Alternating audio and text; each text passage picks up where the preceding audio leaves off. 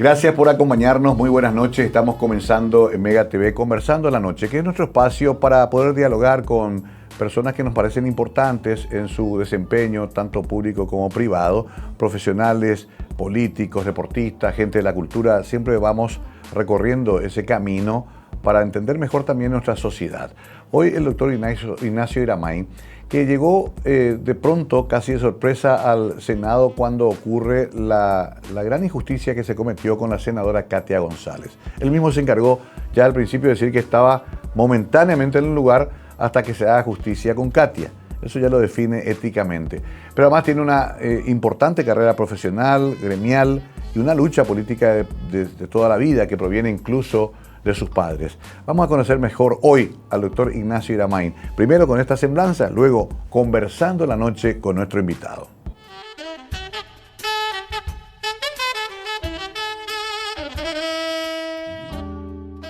Doctor Ignacio Iramayne, médico pediatra formado en Uruguay, con más de 11 años de experiencia en el Hospital de Clínicas. Fue instructor ad honorem, miembro vitalicio de la Sociedad Paraguaya de Pediatría y presidente del Comité de Ética del Círculo Paraguayo de Médicos. Lideró la atención gratuita a niños vulnerables en el interior del país y fue director del Instituto Privado del Niño. A lo largo de su carrera, ha participado como expositor en múltiples congresos nacionales e internacionales. Actualmente está comprometido cívicamente con la suplencia de la senadora Katia González.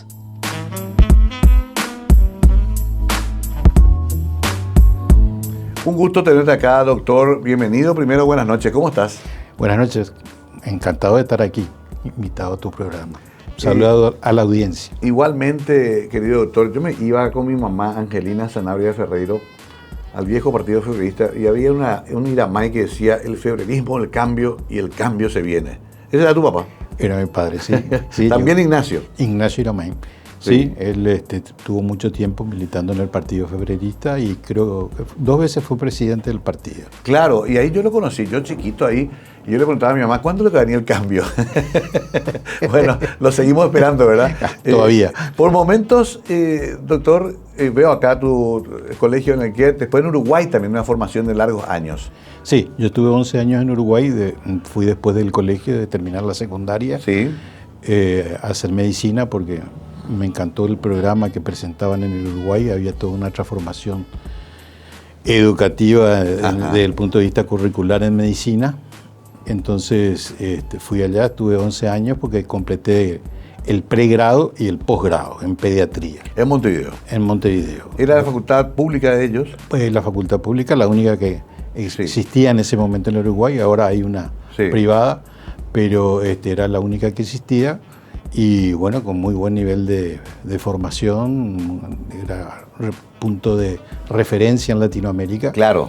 Entonces, muy exigente y realmente tuve que pasar por momentos difíciles en el sentido de la diferencia en la calidad educativa que uno llevaba acá. A pesar de que yo había tenido un refuerzo porque me presenté también aquí a la Facultad de Medicina para ingresar, pero no me entusiasmó el ambiente y decidí irme porque además las condiciones políticas no estaban dadas como para que uno continúe acá. Tenía más expectativa, había mucha dificultad, ¿te acordás de esa época? Sí. Para cultivarse, para leer, para... Mucha persecución. Mucha persecución y yo el último año prácticamente yo estuve preso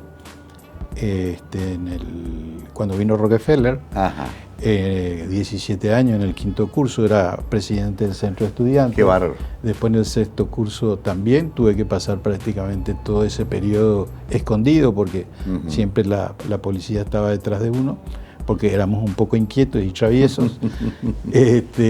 Pero siempre trabajé a nivel de la militancia estudiantil y cuando volví en la militancia ciudadana, ¿verdad? Claro. Tu papá, obviamente, aparte de médico, militante político. ¿Tu mamá quién es? Gloria Chilaver. Ella se dedicó fundamentalmente a criarnos. Claro. ¿Cuántos hermanos? Somos 4. 4 hermanos. Somos 4. Sí. ¿Todos médicos? 2 médicos, mi hermano Ricardo, que es pediatra, él se dedicó más a la parte académica, es profesor en la Facultad de Medicina. y mi hermana psicóloga y otra hermana que también se dedica más a la familia. Sí, ¿cómo era tu casa? Una casa, porque me estaba contando recién, antes de comenzar, que ese instituto privado del niño, ¿era la casa de ustedes? Bueno, sí, nosotros nos mudamos ahí cuando yo tenía 9 años. Ajá.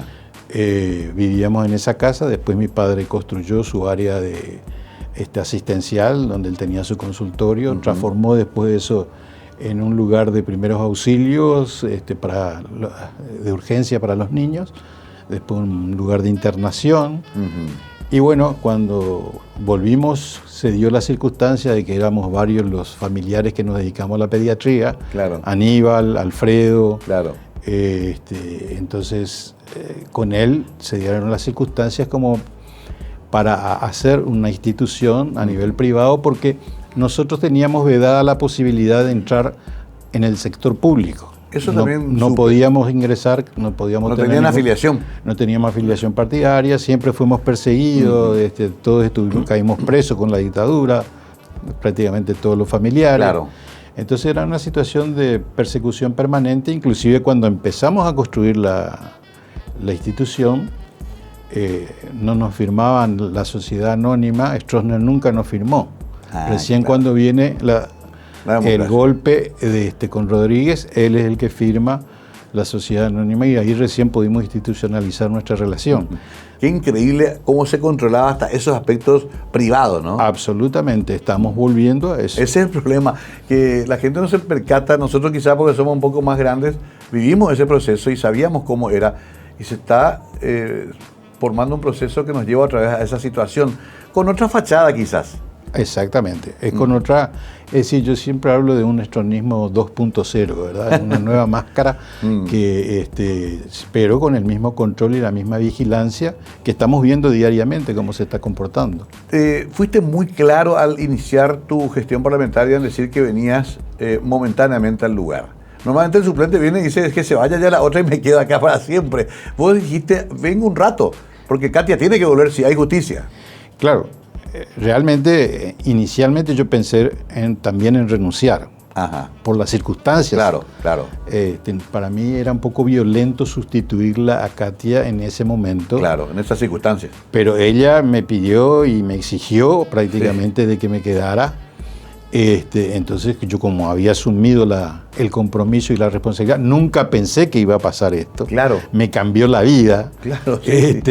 Tu horario, todo tu compromiso. Yo estaba dedicado absolutamente a la medicina, con muchos proyectos en desarrollo y una serie de compromisos, y me cambió totalmente. Tuve que modificar todo, tratar de ir administrando lentamente, porque como ella era una figura muy protagónica dentro del espectro político nacional, la gente tenía la expectativa que yo le sustituyera en esa medida. Era muy mediática. Claro. Y los periodistas, por suerte, me entendieron de que yo no podía cumplir el mismo papel que ella.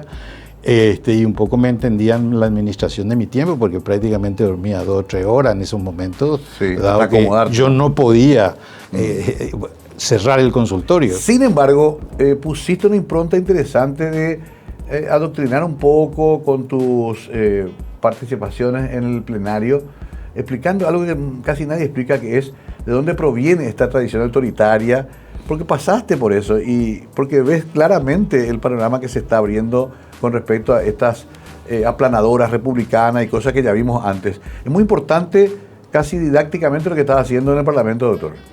Claro, yo lo que trato de aportar sobre todo es un poco de pedagogía política. Yo siempre me gustó mucho leer, sobre todo filosofía política, formarme en eso. En Uruguay tuve la oportunidad porque como era un ambiente abierto, un ambiente democrático, uno tenía acceso a todas las posibilidades desde el punto de vista cultural, y eso me favoreció mucho desde el punto de vista de lo que es la formación política. Milité mucho tiempo en el gremio porque cuando se dio el golpe, a mi padre le ofrecieron la posibilidad de ser senador. Ajá. Y yo le pregunté, bueno, pero ¿por qué vos no aceptás? Y me dije, no, yo ya cumplí con mi función, tenemos que desarrollar la institución, tenemos que desarrollar la sociedad civil. Y yo me enfoqué un poco a eso, porque entendía de que como no existía sociedad civil prácticamente por la dictadura de que habíamos padecido, Entonces dije, bueno, vamos a empezar a desarrollar un poco la sociedad civil. Me metí a nivel de la Asociación de Médicos del Hospital de Clínica, Círculo Paraguayo de Médicos, siempre una militancia gremial, más lo institucional, porque no es fácil construir una institución médica que se diferencie en calidad y en competencia con respecto al resto, ¿verdad? Claro. Ahí, doctor, te quiero hacer una interrupción porque eso que decís es extraordinario, porque la sociedad civil o el sector privado repetía los mismos vicios que la dictadura. Cada empresa tenía su Stroner I. Había sistemas muy verticalistas, había mucho maltrato al sector laboral. O sea, todavía está en transformación también eso, doctor. No existían organizaciones intermedias, ¿verdad? Prácticamente había sido anulado por la sociedad política, porque la sociedad política absorbió toda la sociedad civil, ¿verdad? Simplemente eran los mismos burócratas del partido político, eran los empresarios, Entonces eran los dueños de las empresas y eran los que manejaban el país. Claro. Y eso persiste hasta ahora, ¿verdad? Simplemente con otros un poquito más modernizado, digamos. Lo único que se democratizó en nuestro país es la corrupción, ¿verdad? Entonces ese mecanismo persiste todavía y no hemos podido derrotarlo culturalmente. Estos 35 años de transición son una eterna transición en donde la oposición y tampoco el oficialismo, al contrario, ellos se fortalecieron, pero la oposición no supo encontrar las respuestas necesarias para transformar eso. Vamos a hablar de eso a la vuelta de la pausa, porque además cada vez que surge una opción, me ha pasado a mí, le ha pasado a Lugo, le pasó a Katia, se aplasta esa opción. Ahora con los grilletes judiciales. Es brutal, porque estamos hablando de un destino casi terrorífico para el Paraguay, no puede ser que nos resignemos a eso. Vamos a ahondar de ese tema con el doctor Iramain. Es un gusto tenerlo acá y un privilegio también. Volvemos después de esta breve pausa.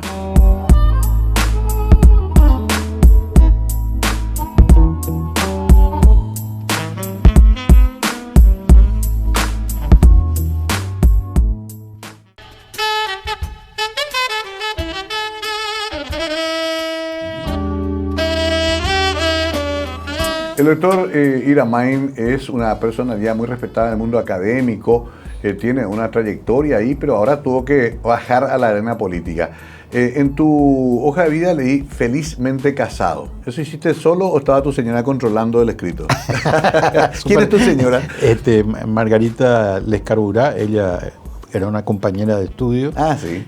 ¿Uruguaya? Uruguaya, hicimos la carrera juntos y bueno, cuando terminamos ya con 4 hijos.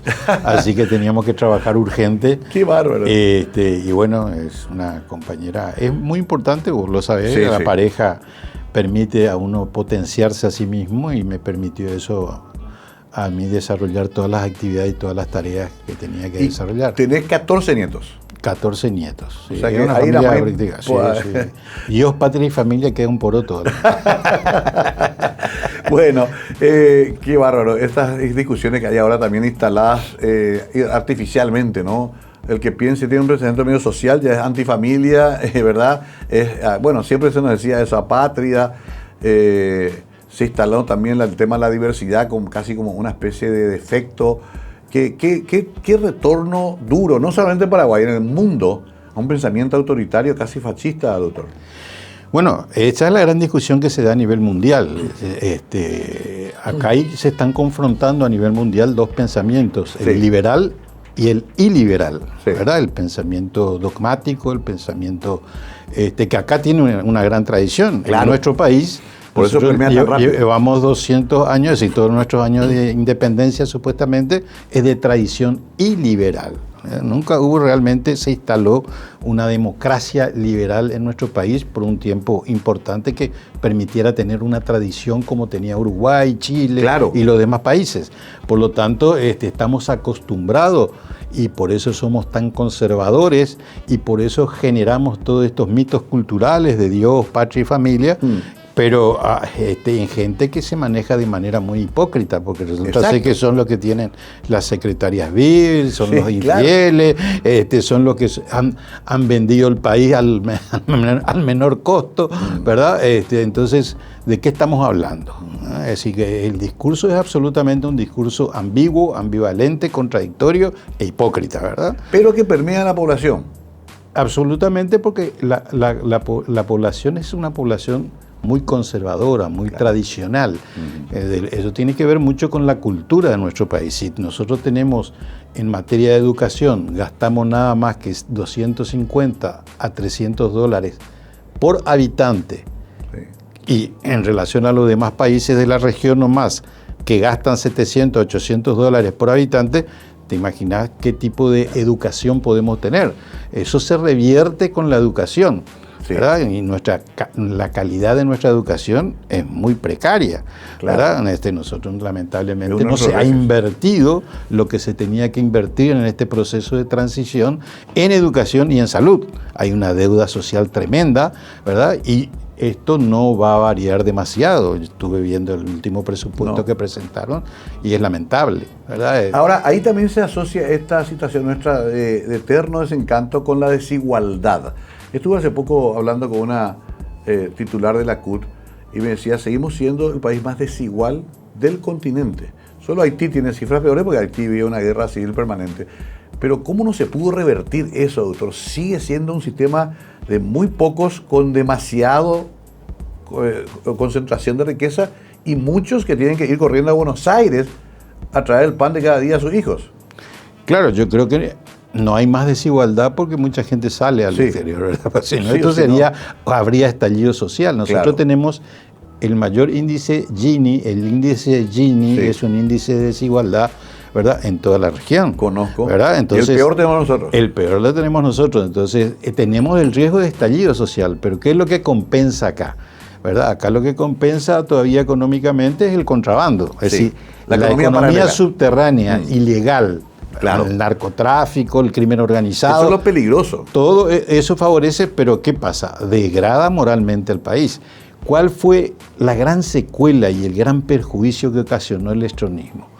Lo que decía un monseñor, creo que era Aquino, el monseñor que decía que en nuestro país se ha destruido el tejido moral de la nación, ¿verdad? Se ha destruido el tejido moral de la nación. La inmoralidad sigue vigente. Ismael Rolón también nos enseñaba mucho el tema. Ismael Rolón, claro, él era el que decía fundamentalmente. Se destruyó el tejido social. Totalmente. Hay que rehacerlo. Y hay que rehacerlo. Y eso nos va a tomar mucho tiempo. No es simplemente con un Mesías que vamos a resolver el tema. Por eso yo siempre hablo de que acá nosotros no tenemos que preocuparnos de tener un proyecto de poder, sino un proyecto de país. La oposición tiene que pensar en términos de proyectos de país, no de poder. El proyecto de poder ya lo tiene el Partido Colorado y nos ha llevado a esta catástrofe desde el punto de vista social, cultural, económico, que no lo va a poder resolver, porque al ser un Estado prebendario y al manejarse de esa manera, de manera clientelar, es imposible que pueda resolver los problemas que tiene el país, porque la torta ya no alcanza para todo y ellos mismos generan tensiones. Por eso son oficialismo y oposición al mismo tiempo. Exacto. ¿Verdad? Exacto. Y lamentablemente los partidos de oposición se han dedicado a intentar imitar el mismo modelo, creyendo que de esa manera se podía ganarles, ¿verdad? Sí. Entonces no son una verdadera alternativa. La gente opta por el mal conocido. Claro. Ahora, ¿por qué desperdiciamos esa oportunidad extraordinaria que tuvimos con la llegada de Lugo al poder? Que fue en realidad una primavera, fue creo que un momento augural que todos celebramos, pero vimos cómo se nos fue de las manos. Cierto, le hicieron un golpe, pero aparte no supimos capitalizar eso, doctor. Y porque no se había preparado ese proyecto de país que necesitábamos. Para eso se necesita equipo de gente, élites. Nuestra élite cultural, nuestra élite intelectual prácticamente hizo una diáspora en el 47 con la guerra civil. Sí. Ahí se fue la gente, la mejor gente, y no volvió una parte nomás. Claro. Pero no la masa crítica suficiente como para generar ese proyecto de país que necesitamos, transformador y distinto a lo que se estaba ofreciendo, ¿verdad? Entonces, lógicamente, sucedió esto de que no se pudo lograr con Lugo. Lugo no tenía una formación ideológica, política suficiente como para poder manejar un grupo tan heterogéneo, ¿verdad? Y cometió muchísimos errores, ¿verdad? La costumbre luego en nuestro país, yo creo que es una buena pasantía esto del Parlamento. Yo estoy aprendiendo mucho ahí, ¿verdad? Claro. Ahí se ve el país. Ahí se ve cómo es la gente, cómo se maneja el show humano, ¿verdad? Y que el nivel de nuestros parlamentarios, nuestros políticos y de nuestra burocracia, ¿verdad? Entonces, probablemente si él hubiera pasado por ahí, hubiera tenido más experiencia en el manejo, pero bruscamente le tocó vivir esa situación. Y bueno, si bien tenían ministros de muy buen nivel, que hicieron muy buena gestión, faltaba el articulador para avanzar más rápidamente. Claro, y ahí entran también las inquinas antiguas de nuestra oposición, liberales, socialistas, nuestras eternas peleas, que a diferencia de los colorados, ellos las solucionan cuando tienen la posibilidad de retomar el poder. Siempre somos lista uno, dicen ellos. Ahora se están peleando todos. En 3 años van a estar todos unidos otra vez. Claro. Nosotros no podemos hacer eso. Esa es la gran diferencia, por eso digo, ellos son proyectos siempre de poder porque tienen una gran vocación de poder. A ellos no les importa la ideología, ¿verdad? Ellos son muy pragmáticos. Ellos son los que más rápidamente se ayornaron en esta transición democrática. ¿Verdad? Había que tener una democracia electoral, tuvieron la democracia electoral. Hicieron a imagen y semejanza suya el código electoral, ¿verdad? Claro. Que le favorecía a ellos, porque acá hay una crisis de representación, ¿verdad? Resulta ser que ellos no son mayoría, pero sin embargo tienen la mayoría dentro del Congreso, ¿verdad? Entonces lo hicieron muy bien. Lo hicieron muy bien y a sus necesidades. Entonces es fundamental que en este proceso nosotros veamos todo ese tipo de problemas y como oposición se empieza a tomarse en serio un proyecto de país. Es muy claro lo que dice el doctor y quiero redondear este bloque con lo siguiente. A ver, ha avanzado tanto esta suerte de dominio del Partido Colorado, ahora copado por el cartismo, que han también prácticamente copado las instituciones. Ministerio Público, Contraloría, Jurado de Enjuiciamiento de Magistrados, Consejo de la Magistratura. Esa idea inicial que inició la INO de repente ahí cuando habló con Mamosi, Pacto de Gobernabilidad, muchos criticaban, hasta eso se desmoronó. Hoy tienen la suma de poder, ni hablemos del Poder Judicial y el Parlamento. O sea, estamos ahí nomás ya de una dictadura perfecta, doctor. Claro, estamos yendo hacia una deriva autoritaria, es lo que yo planteé desde el comienzo, que vienen con un plan y lo están ejecutando. Para mí lo de Katia fue el punto máximo de inflexión en donde se veía que se empezaba a desarrollar todo este proceso. Claro. Iniciaron con el copamiento, ¿verdad? Después fueron atropellando con algunos planteos en los cuales uno podía estar de acuerdo, pero de la forma en que lo hicieron, con la metodología que utilizaron de arrasar, ¿verdad? De aplastar a la oposición y no respetar las opiniones, se veía ya que, y después cuando sucedió lo de Katia, evidentemente uno se daba cuenta que se venía. En lo de Katia quiero hablar a la vuelta de la pausa. Quiero hablar bien, la conocemos a Katia hace años, una luchadora, una figura muy fuerte, hasta hoy tiene un nivel de medición muy alto en la consideración pública. Quiero hablar un poquito sobre todo cómo lo hicieron y cómo es realmente un operativo que tenía un fin político. Y sobre todo a partir de ahí qué podemos aprender también. A la vuelta seguimos hablando con el doctor Ignacio Iramain, hoy acá en Conversando la Noche.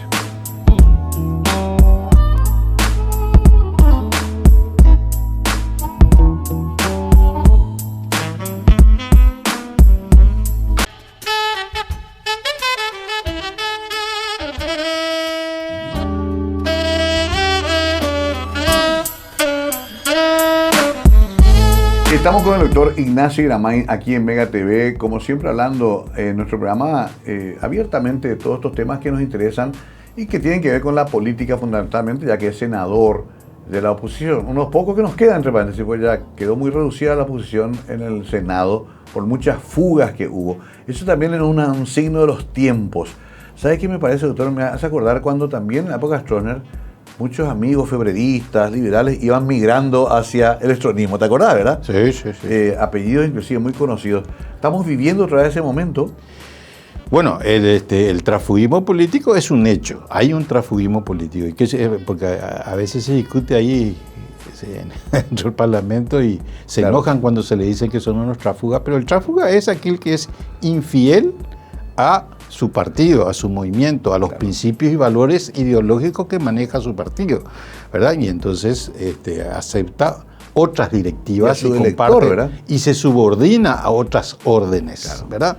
Entonces, categóricamente estamos llenos de tráfugas. Sí, suena fuerte, pero es así. No, categórico. Pero, por más que les molesta, hay que tener claros los conceptos, ¿verdad? Hay que manejar con claridad todo eso, porque si no nos confundimos. Pero eso son partes ya del oficialismo, y en esa correlación de fuerza minoritaria nos manejamos. Pero acá fundamentalmente también es un problema de cultura democrática institucional, ¿verdad? Porque ¿qué es una democracia constitucional? Es el respeto a las garantías que tiene la oposición de poder decir su opinión y hacer valer su opinión. Claro, no existe ningún respeto. Claro. Si quieren, debaten; si no quieren, no debaten. Cuando se dan los debates, en general hay mucha pobreza en el discurso. Sí, ¿verdad? Muy lamentable. Entonces, no saben realmente qué es lo que hay que hacer en el país, ¿verdad? Se vive reparando baches, claro, políticos, económicos, sociales, porque no hay políticas de Estado.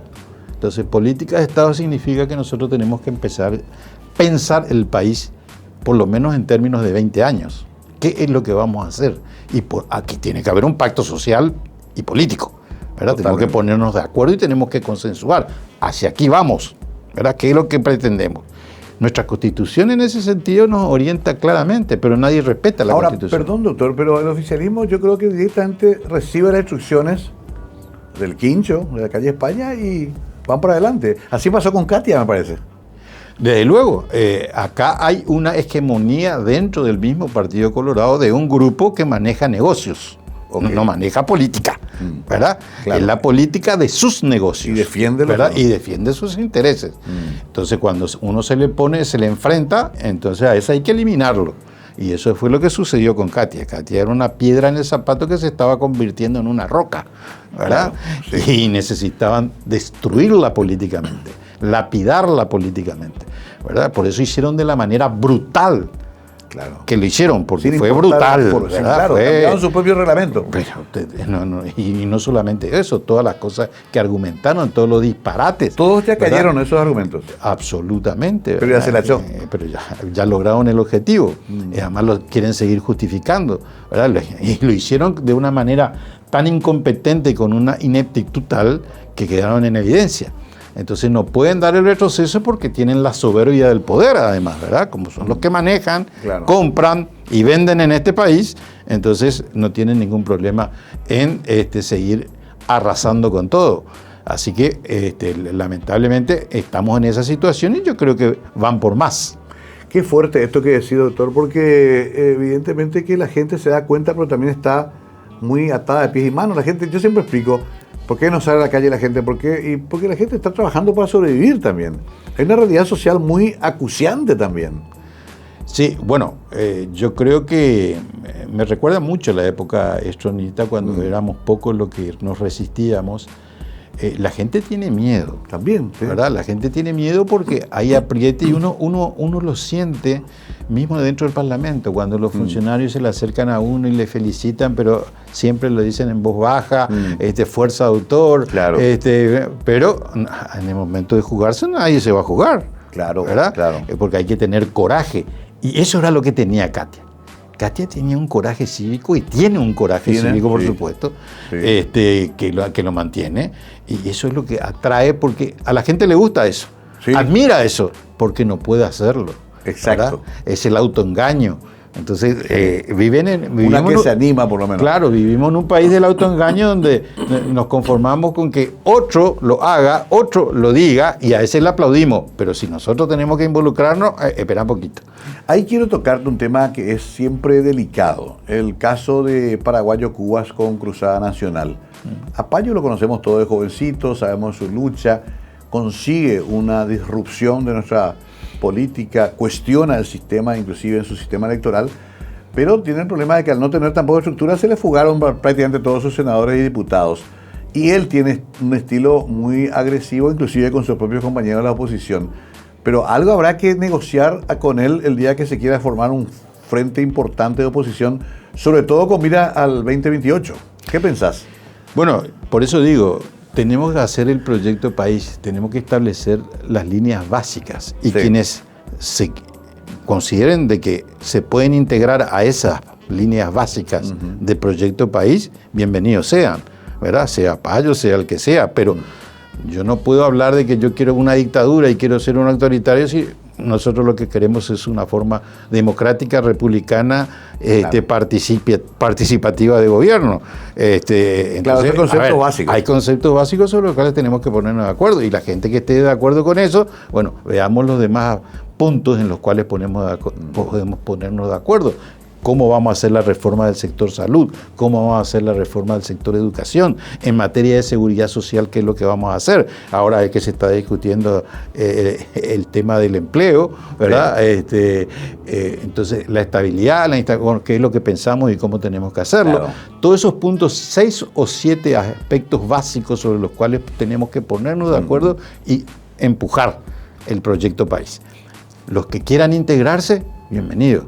Pero tenemos que disciplinarnos en ese aspecto porque si no, no vamos a lograr absolutamente nada. Claro. Lo que siempre hacemos es implosionar a la oposición de adentro. Cierto. Sí. Entonces, es fundamental que consensuemos esos puntos porque ese es el proyecto país transformado, que tiene que ser alternativo a lo que existe y a lo que está vigente.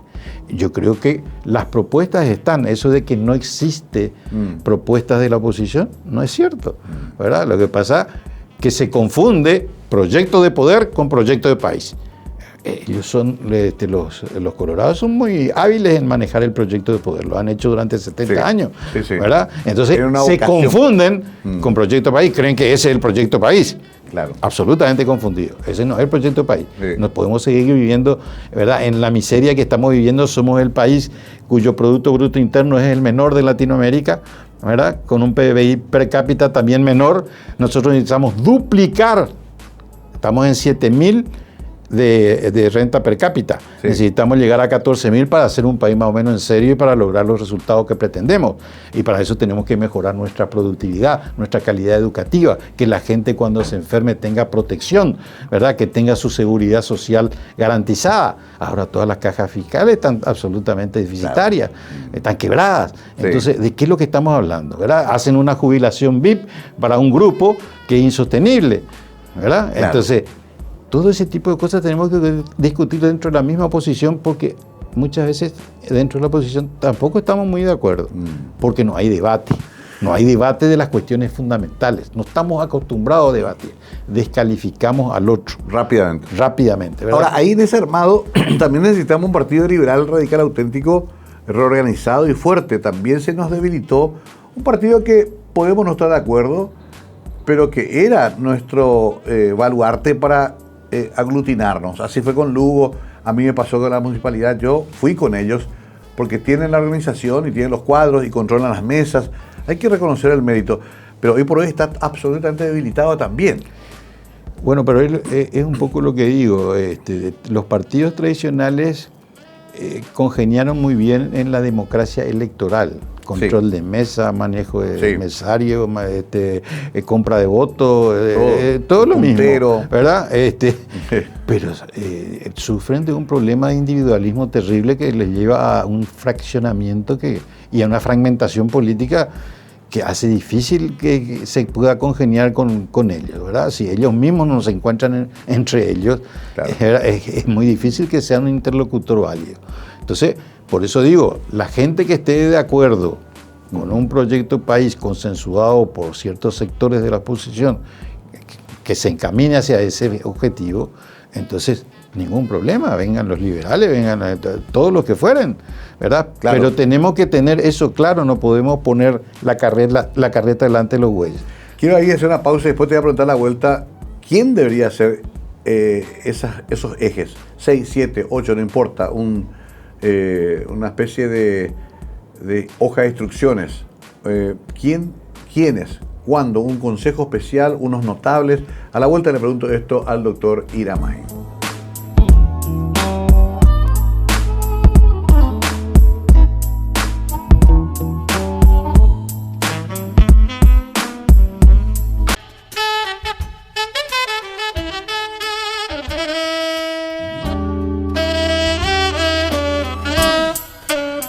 Con todo y la mañana nos metimos tanto en la política que ya le pedí una receta para resolver los problemas del país. ¿Te dedicaste mucho a la docencia también, doctor? Bueno, sí. En general hago exposición. No me dediqué a la parte académica, no estuve dentro de la facultad. Estuve siendo durante un tiempo instructor de pediatría, pero nunca llegó el cambio a la universidad. Tampoco. Un tema aparte. Un tema aparte, por eso una no te calles, ¿verdad? Sí. Y creo que todavía tampoco hasta este momento ha llegado en muchos lugares, en muchos sectores de la sociedad civil no se ha incorporado el cambio, la transformación. Pero yo creo que luego es un proceso, eso no va a ser fácil.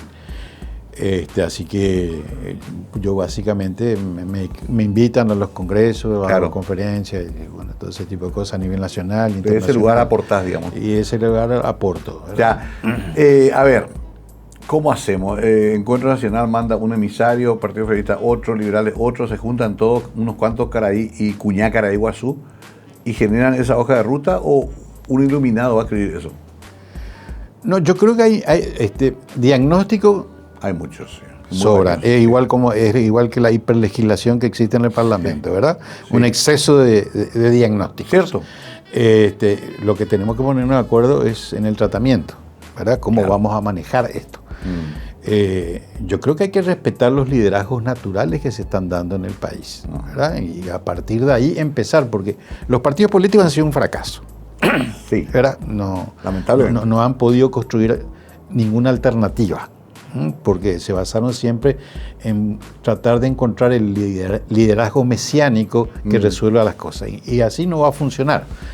Existen líderes en este momento reconocidos naturalmente que tienen que juntarse, debatir. Hay propuestas sobre las cuales se pueden poner de acuerdo, ¿verdad? Por ejemplo, reforma del sector salud. ¿Qué es lo que tenemos que hacer? Y bueno, sencillo, tenemos que integrar los sistemas, tener una fuente de financiamiento único, ¿verdad? Que sea el paciente el que elija su médico, su servicio, que se pague por capitación, se llama. Bueno, hay toda una serie de temas sobre los cuales se pueden ir hablando y discutiendo. Que en el mundo se aplica, que en nuestro país nomás. Hay que separar lo asistencial de lo previsional. Sí. No puede ser que en lo previsional haya un médico que esté al frente del IPS, ¿verdad? Cuando no conoce nada de economía, ¿verdad? Yo no sé el grado de conocimiento de economía, pero se ve que no saben, por eso está fundido el IPS, ¿verdad? Así que hay una serie de cuestiones que hay que exigir desde el punto de vista de cómo vamos a manejar, cómo vamos a implementar eso y qué equipo tenemos para eso, ¿verdad? Lo mismo en el sector educativo, ¿verdad? Hay que pagar mejor a los docentes, hay que capacitarlos porque eso es básico. Si nosotros no resolvemos el problema de educación en nuestro país, no vamos a mejorar la calidad productiva, ¿verdad? Y nosotros necesitamos mejorar porque si no, no vamos a aumentar nuestro Producto Bruto Interno. Necesitamos la mano de obra calificada. Claro, si van a venir inversiones, ¿verdad? Sobre todo en tecnología, vamos a hacer agroindustria, etcétera, etcétera. Sí. Necesitamos gente competente y nosotros vemos las dificultades terribles que existen para conseguir personal calificado. ¿Verdad? O sea, todos esos temas meter en un documento. Eso hay que ver y ver cómo vamos a hacer la seguridad social, ¿verdad? Con estas cajas fiscales vamos a hacer un sistema mixto. En el mundo hay mucho. No vamos a inventar la pólvora. ¿Verdad? Entonces, que tenemos que ver cómo adaptar algunos modelos que nos vengan mejor a nosotros, a nuestra tradición, etcétera, etcétera. Pero los modelos como en medicina, no inventamos nada nuevo. Indicamos y de acuerdo a las circunstancias vamos viendo y adaptando la situación. O sea, primero eso y después los candidatos. Y después se ven los candidatos que estén mejor identificados con ese proyecto, ¿verdad? Y que compitan entre ellos, a través de una encuesta, a través de lo que sea, ¿verdad? Pero ese proceso, si no se da, nos estamos mintiendo, porque va a suceder lo mismo que te pasó a vos, que le pasó a Lugo. Se llega a la conquista del poder, pero no se puede administrar el poder. Se puede sostener. ¿Por qué? Porque hay un Estado profundo que es el que maneja ya todo, ¿verdad? Es así. Entonces, es difícil romper esa inercia. A mí me dijeron, está bien, ustedes se van cada 5 años, pasan y se van. Nosotros estamos de 40 años acá. Esos son los que manejan, ¿verdad? Entonces, esa cultura es la que hay que modificar. Y en consenso, y concientizando, y haciendo conocer, educando, porque si no, es muy difícil. Pero además, doctor, esta idea que vos tenés tiene que ser proyectada al mediano y largo plazo, como hacen los chilenos, los uruguayos, políticas de Estado. Es que, claro. No cada vez que cambia poder, ya otra vez cambiamos todo, ¿no? Claro. Que es uno de los problemas que tenemos. Y por eso es que tenemos que hacer un pacto. A mí no me preocupa tanto el 2028. A mí me preocupan las generaciones sucesivas. Por eso, yo normalmente, ¿qué es lo que hago en el Parlamento actualmente? Asisto a las audiencias públicas. Porque hacer leyes, estoy preparando una ley para la primera infancia, que entre paréntesis, 1.2% nomás gasta en Producto Bruto Interno en nuestro país frente al 5% del resto de Latinoamérica. Mira que ¿verdad? Entonces, 40% de pobreza en la infancia. La desnutrición infantil. Se pierden las capacidades. Si uno no enfoca, entonces, ¿qué posibilidad tiene ese chico de realmente avanzar? La ONU nos dijo eso 1000 veces. La Nación Unida nos dijo eso 1000 veces. Claro. Entonces, nosotros tenemos que ver. Yo en el Parlamento asisto a las audiencias públicas porque ahí aprendo mucho de qué es lo que siente la gente. Y me tomé la sorpresa tuve este último viernes cuando, ¿verdad? Colegiales de todos los sectores y de todo el país asistieron a una audiencia pública para evaluar un poco el tema de hambre cero y las infraestructuras. Me sorprendieron por el discurso, ¿verdad? Pero por la capacidad de exposición, identificación de los problemas. El debate fue mucho mejor que en el Parlamento. Claro, lo que pasa es que no lo escuchamos. No lo escuchamos, ¿verdad? Y habían 2 o 3 parlamentarios. Claro.